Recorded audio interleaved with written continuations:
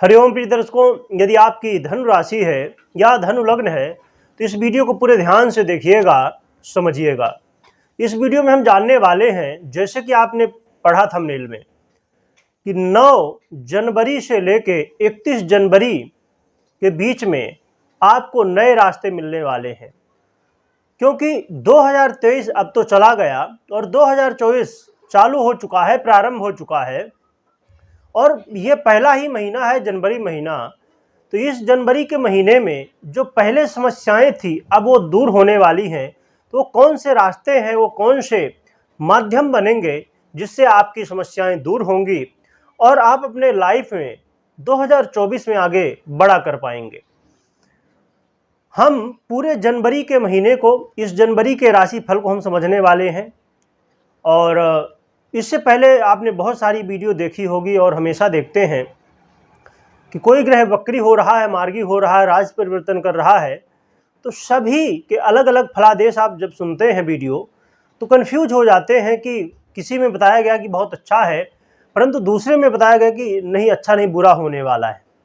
तो इसमें कन्फ्यूजन हो जाता है। तो इसीलिए हमने एक साथ पूरे जनवरी के महीने में जो ग्रहों के परिवर्तन हो रहे हैं, चाहे वक्री हो, चाहे मार्गी हो, चाहे राशि परिवर्तन हो, सभी का एक साथ फलादेश हम समझने वाले हैं। साथ में 7 राजयोग बनने वाले हैं, उनका प्रभाव क्या होगा, और एक दुर्योग बनने वाला है, उसका क्या प्रभाव होगा, और आपको उपाय क्या करनी चाहिए। और उपाय के अलावा बहुत महत्वपूर्ण बात यह है कि अब जैसे धनु राशि की ही बात की जाए तो धनु राशि के 2-4 लोग तो हैं नहीं, लाखों करोड़ों लोग हैं। तो क्या आप अपनी कुंडली के अनुसार आप ये समझ सकेंगे कि आपको ये रिजल्ट मिलेंगे कि नहीं मिलेंगे। आइए सबसे पहले समझ लेते हैं ग्रहों की स्थितियों को। तो सूर्य की बात करें तो सूर्य 15 जनवरी को अपना राशि परिवर्तन करके और मकर राशि में ये प्रवेश कर जाएंगे और गोचर करेंगे। ये शनिदेव की राशि है। चंद्रमा की बात करें तो चंद्रमा 2.25 दिन में ही अपना राशि परिवर्तन करते रहते हैं। मंगल की बात करें तो मंगल 28 दिसंबर को ही, जो पिछला महीना गया, इसी में इन्होंने राशि परिवर्तन करके और अभी धनु राशि में गोचर कर रहे हैं। बुध की बात करें तो बुध 7 जनवरी को ही ये अपना राशि परिवर्तन कर चुके हैं और धनु राशि में गोचर कर रहे हैं। बृहस्पति की बात करें तो ये मेष राशि में गोचर कर रहे हैं। और शुक्र की बात करें तो शुक्र 18 जनवरी को अपना राशि परिवर्तन करके ये भी धनु राशि में गोचर करना प्रारंभ करेंगे। शनि की बात करें तो शनि महाराज अपनी ही राशि कुंभ राशि में गोचर कर रहे हैं। राहु मीन राशि में और केतु कन्या राशि में। तो ये है ग्रहों की स्थितियां। अब हम समझ लेते हैं कि वो राजयोग कौन से बनने वाले हैं। तो राजयोगों की बात की जाए तो सबसे पहले 3 राजयोग बनाने वाले हैं देवगुरु बृहस्पति, क्योंकि मंगल, बुध और शुक्र ये तीनों ग्रह क्रमशः धनु राशि में गोचर कर रहे हैं और देवगुरु बृहस्पति मेष में। तो इनसे, देवगुरु बृहस्पति से और ये तीनों ग्रह नवम पंचम राजयोग में आने वाले हैं। इससे ये 3 नवम पंचम राजयोग बन गए। और इन जो राजयोग है, ये तीनों नवम पंचम राजयोग, इनका सभी का प्रभाव अपना अलग अलग है। अब हम बात कर लेते हैं अगले राजयोग की, तो वो है त्रिग्रही योग। क्योंकि ये 3 ग्रह एक साथ बैठने वाले हैं, इससे बहुत बड़ा परिवर्तन होने वाला है। इसके अलावा ये 3 ग्रह बैठेंगे तो इससे मैकेनिक योग और कला योग और बहुत महत्वपूर्ण योग जो है लक्ष्मी नारायण योग, जो कि धन की समस्याओं को दूर करने वाला होगा। तो प्रिय दर्शकों, ये 7 राजयोग हैं। और दुर्योग की बात की जाए तो दुर्योग शनि और सूर्य बनाने जा रहे हैं। शनि और सूर्य ये द्वादश के संबंध में आएंगे, क्योंकि कुंभ राशि में शनि और मकर राशि में सूर्य होंगे, तो इससे इनका द्वादश का संबंध होगा, जो कि श्रेष्ठ नहीं है। इसके अलावा राजयोगों की कड़ी में एक राजयोग और भी बन रहा है केंद्र का। देवगुरु बृहस्पति के साथ सूर्य केंद्र का संबंध बनाएंगे 4 और 10 का, यह भी बहुत अच्छा माना जाता है। तो आइए समझ लेते हैं इन राजयोगों का क्या रिजल्ट, पॉजिटिव रिजल्ट आपको मिलने वाला है। तो प्रिय दर्शकों, आपके जीवन में बहुत महत्वपूर्ण बात है, कोई भी व्यक्ति हो, कि उसके जीवन में सुख शांति हो, उसके जीवन में मानसिक तनाव ना हो और शांति से जीवन वो जी सके। तो यदि आप अभी तक मानसिक तनाव से पीड़ित थे, बहुत ज़्यादा टेंशन, बहुत ज़्यादा चिंताएं थी, तो अब इनसे मुक्ति मिलने वाली है। इसके अलावा बहुत महत्वपूर्ण बात है मान सम्मान में वृद्धि। आपके मान सम्मान में अब वृद्धि होने जा रही है। यदि कहीं देखा जाए कि लोग आपका अभी तक अपमान कर रहे थे, जितनी आप मेहनत करते थे उतना रिजल्ट आपको नहीं मिलता था, उतना मान सम्मान नहीं मिलता था। मेहनत आप करते थे, क्रेडिट कोई दूसरा लेता था। तो अब आपको अपने कर्मों का फल मिलेगा और आपके मान सम्मान में वृद्धि होने वाली है। इसके अलावा देखा जाए तो विपरीत का भी सम्मान मिलता हुआ दिखाई देगा। खासकर दाम्पत्य जीवन में यदि उलझन थी, दाम्पत्य जीवन में आए दिन लड़ाई झगड़े किसी न किसी बात को लेके हो रहे थे, तो अब दूर होंगे, आपस में प्रेम बढ़ने वाला है। इसके अलावा देखा जाए तो बहुत महत्वपूर्ण बात है व्यापारियों के लिए। यदि आप व्यापारी हैं तो अभी तक यदि आपका व्यापार बिजनेस बहुत डाउन चल रहा था, क्योंकि जब से लॉकडाउन लगा था उसके बाद लोगों को बहुत ज़्यादा समस्याएं हुई और वो समस्याएं अभी तक कई लोग फेस कर रहे हैं। तो इन समस्याओं से भी मुक्ति मिल रही है। धीरे धीरे व्यापार में अब आपको वृद्धि देखने को मिलेगी और खासकर उन लोगों के लिए जो पार्टनरशिप में व्यापार करते हैं और यदि पार्टनर में दोनों में पट नहीं रही थी तो अब पटने लगेगी और एक दूसरे का सहयोग करके आप व्यापार को आगे बढ़ाएंगे। इसके अलावा देखा जाए तो बहुत महत्वपूर्ण बात आज के समय में हर व्यक्ति के लिए है लग्जरी। यदि लग्जरी लाइफ आप जीना चाहते थे, आपके पास पैसा बहुत है, बहुत सारी सुविधाएं हैं, फिर भी उनका सुख आपको नहीं मिल पा रहा था, तो अब वो लग्जरी लाइफ जो आपके पास है वो जी पाएंगे।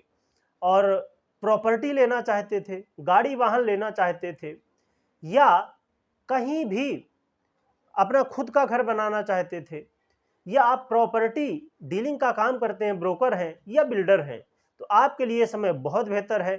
आपको देखने को मिलेगा कि हाँ, आपका जो काम रुका हुआ था, जैसे बिल्डर ही हैं, कई लोग ऐसे हैं कि जिन्होंने अपना प्रोजेक्ट शुरू कर दिया और किसी न किसी कारण की वजह से वो प्रोजेक्ट आपका रुक गया, परंतु इस समय मौका है कि आपको प्रयत्न करना होगा, तो संभव है यदि आपकी जन्म कुंडली में ग्रह स्थितियां बेहतर हुई तो आपका प्रोजेक्ट फिर से आगे बढ़ सकता है।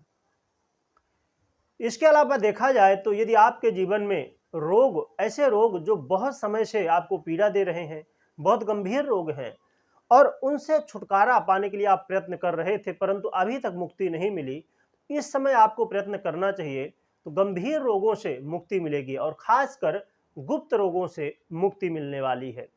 और इसके अलावा एक बहुत महत्वपूर्ण बात मैं कहना चाहूँगा कि आज के समय में हर व्यक्ति किसी न किसी बात को लेके चिंतित था। तो यदि ऐसा आपके साथ भी है कि कोई बात को लेके आप बहुत डरे हुए थे, क्या हो जाएगा, कैसे हो जाएगा, भय, तो भय से भी मुक्ति मिलने वाली है।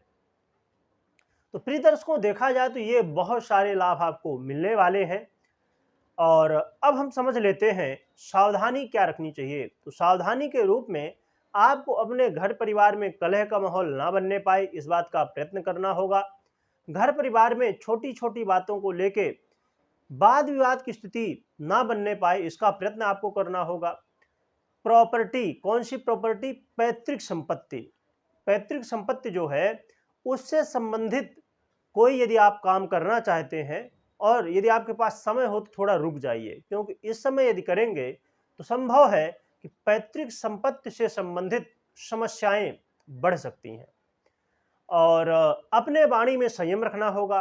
किसी को कुछ कहने से पहले आपको बहुत सोच समझ के कहना होगा, क्योंकि यदि आप ये गलती करते हैं तो इससे आपके शत्रु भी बढ़ेंगे और बने हुए काम बिगड़ सकते हैं। इसके अलावा जल्दबाजी में आपको कोई निर्णय नहीं लेना है। जो भी निर्णय ले रहे हैं बहुत सोच समझ के निर्णय लें। बहुत कहना चाहिए कि थोड़ा समय लग जाओ ठीक है, जल्दबाजी करना बिल्कुल ठीक नहीं है, क्योंकि यदि जल्दबाजी में आपने निर्णय ले लिया तो फिर समस्या हो सकती है आगे चल के। आज भले लगे कि हाँ, वो मेरा निर्णय बहुत अच्छा है, मैं बहुत अच्छे से सोच समझ के किया हूँ, परंतु बहुत सावधानी, क्योंकि आज यदि जल्दबाजी किए तो कल समस्या बढ़ सकती है। तो ये सावधानियां हैं प्रिय दर्शकों। अब हम बात कर लेते हैं उपाय की। तो उपाय की बात करें तो आपको भगवान राम दरबार की, भगवान राम की और पूरे दरबार की आराधना करनी है। भगवान राम के साथ में हनुमान जी पूरे दरबार की आराधना करनी है। राम नाम का खूब जाप करना है। भगवान राम जी को तुलसी चढ़ाना है और हनुमान चालीसा का पाठ भी कर सकते हैं, इससे हनुमान जी भी प्रसन्न हो जाएंगे। और नित्य प्रति मंदिर दर्शन करने जाएं, और वहाँ पर यदि हनुमान मंदिर हो या राम जी का ही मंदिर हो तब तो और भी सुंदर है।